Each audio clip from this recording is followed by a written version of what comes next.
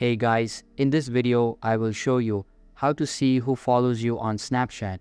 So make sure to watch the video till the very end, and let's begin. First of all, open your Snapchat application and make sure it is updated to latest version available.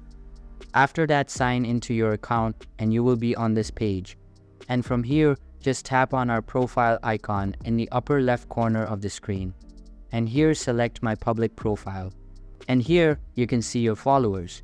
In my case, I have 27 followers. So to see these followers, what you want to do is to go back and scroll down to friends section.